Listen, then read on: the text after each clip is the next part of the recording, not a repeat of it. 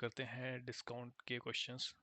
सो अब आप अगर देखेंगे तो डिस्काउंट और परसेंटेज काफ़ी सिमिलर टाइप के चैप्टर्स होते हैं। डिस्काउंट और परसेंटेज तो दोनों के कॉन्सेप्ट ऑलमोस्ट सेम होते हैं। तो आज हम डिस्काउंट का क्वेश्चन करेंगे। तो ये देखिए, एक क्वेश्चन दिया हुआ है कि एक स्टोर 5 खरीदे और 2 मुफ्त पाए प्रमोशन स्कीम चलाती है, तो छूट का प्रतिशत बताइए। तो कह रहा है कि खरीदता कितना है 5 और 2 उसे फ्री में मिल जाती है, तो टोटल जो आर्टिकल है कितनी है 7 और फ्री में कितनी मिली 2। तो यही हो गया, इसका परसेंटेज निकाल लेंगे, यही हो गया हमारा परसेंटेज। तो इसको निकालेंगे, आ, ये आएगा आपका 28%। तो ऑप्शन ए सही है। तो बेसिकली अगर बेसिक से बात करें तो हम जो इसके लिए बेस्ट मेथड होता है वो होता है अपना रेशियो मेथड। तो रेशियो मेथड से आप यहाँ पे देख सकते हैं कि 5 खरीदे और 2 मुफ्त में आए, तो मतलब अ, वही कि आपने टोटल आर्टिकल लिया 7 और मुफ्त की कितनी थी उसमें से 2, तो 2 डिवाइडेड बाय 7 आपका आंसर आ जाएगा परसेंटेज में चेंज करके। तो ऑप्शन ये सही होगा। चलिए क्वेश्चन बी पे चलते हैं, 2 पे। तो उसमें कह रहा है कि एक दुकानदार वस्तु का मूल्य 45.45% बढ़ाकर अंकित करता है। तो देखिए, कभी भी परसेंटेज का क्वेश्चन कर रहे हैं या डिस्काउंट का क्वेश्चन कर रहे हैं तो उसमें 3 चीज़ें होती हैं। एक होता है कॉस्ट प्राइस, एक होता है मार्क प्राइस और एक होता है सेलिंग प्राइस। ओके। तो कह रहा है कि एक दुकानदार वस्तु का मूल्य 45.45% बढ़ाकर अंकित करता है और इसके बाद छूट प्रदान करता है। तो मतलब जो कॉस्ट प्राइस था, कॉस्ट प्राइस अगर मेरा 100 था, तो प्रिंटेड कितना था, प्रिंटेड था हमारा एक 45.45% बढ़ाकर, तो 45 रुपये का उसने प्रिंट कर रखा था। और इसके बाद वो छूट प्रदान करता है, इसके बाद वो कुछ डिस्काउंट देता है और डिस्काउंट के बाद अंतिम विक्रय मूल्य पर, यदि अंतिम विक्रय मूल्य पर बेचने पर ना तो उसे प्रॉफिट हुआ ना तो लॉस हुआ, तो कितने का छूट देता है वो पता करना है।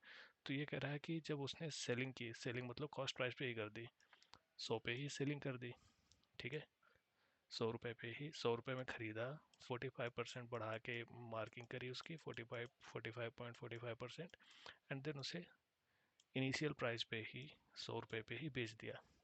तो कह रहे हैं कि उसने कितनी की छूट दी। तो छूट किस पे दे रहा है, वो मार्क प्राइस पे छूट देगा।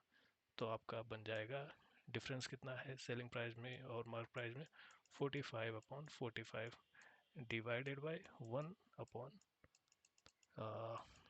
ये, इसको हम सॉल्व कर लेंगे और यही हमारा डिस्काउंट आ जाएगा। तो इसको सॉल्व करेंगे तो आप देखेंगे, अगर हम 5 से डिवाइड करें तो ये हो जाएगा 5×9 = 45 एंड 5×9 = 45, ठीक है। इसको 5 से डिवाइड करेंगे, 5×2 = 10, 5×9 = 45 एंड 5×9 = 45। तो ये आई गेस जाएगा 9, 3 बार जाएगा यहाँ पे। और 3 को जब 100 से डिवाइड करेंगे तो 3×3 = 9, ठीक। और 1 3×3 = 9। तो ये मेरा कुछ आ, आ, तो यहाँ पे देखेंगे कि ये हमारा जो कैलकुलेशन था ये आया, और इसको जब हम रिजॉल्व करेंगे मल्टीप्लाइड बाय 100 करके, तो ये हमारा आएगा 31.25। तो ऑप्शन सी इसमें सही है, ठीक है। अगले क्वेश्चन पे चलते हैं। अगले क्वेश्चन में कहता है कि a pair of trousers with the mark price, यहाँ पे एमपी कितना दे रहा है, ये मार्क प्राइस हो गया आपका एमपी जो 750 है, एंड सोल्ड वॉज, ये सेलिंग प्राइस आपका हो गया एसपी जो 660 है during the sale, what was the percentage discount offered. तो इन दोनों का डिफरेंस निकाल लेंगे, इन दोनों का डिफरेंस आ जाएगा 750 माइनस 660, और जो हमारा बेस होगा वो किस पे डिस्काउंट हम किस पे दे रहे हैं, वो मार्क प्राइस पे दे रहे हैं। तो इनका डिफरेंस आ जाएगा 50 60 110 डिवाइडेड बाई 750 × 100। और इसी को आप सिंप्लीफाई कर लेंगे, और इसका आंसर आ जाएगा 25। ये 30 बार जाएगा, ये 4 जाएगा, फिर ये 2 जाएगा, ये 15 जाएगा, फिर 220 डिवाइडेड बाई 15, तो ये आएगा 15 एक 15। ठीक है, और ये 70 हो गया। 15 15 चौके 60। ठीक है, 15 चौके 60। तो ये क्वेश्चन बनाने के लिए हम मार्क प्राइस में से डिफरेंस निकालेंगे अपना सेलिंग प्राइस का। तो जो डिफरेंस आएगा 750 और 660 का, वो आएगा 90। ठीक है, 90 आएगा और उसे हम मार्क प्राइस से डिवाइड कर देंगे और इसको सिंप्लीफाइज कर लेंगे। तो ये आएगा हमारा कितना आएगा, ये आएगा हमारा 12%। ठीक, अगले क्वेश्चन की तरफ चलते हैं।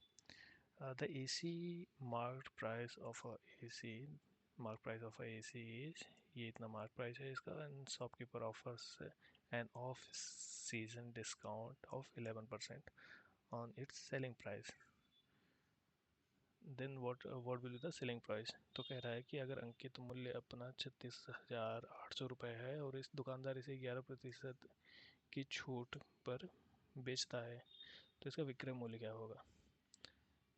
ठीक है, तो अंकित मूल्य ये जो है, ये रेशियो मेथड लगाएंगे। तो अगर 100 मेरा 36,800 है, तो 11% का डिस्काउंट, 11% का डिस्काउंट मतलब कितना हुआ, 89। तो 89 मेरा कितना होगा, तो इसे सिंप्लीफाई कर लेंगे और आंसर आ जाएगा। तो यहाँ पे देखेंगे कि अगर इसको और सिंप्लीफाई करेंगे तो एक मेरा होगा, वो होगा 368 के बराबर।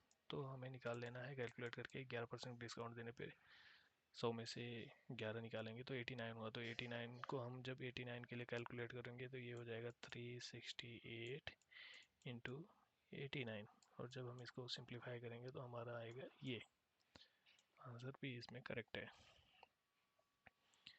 अगला क्वेश्चन देखते हैं। After a discount of 15% on the mark price, तो मार्क प्राइस पे 15% का डिस्काउंट देने के बाद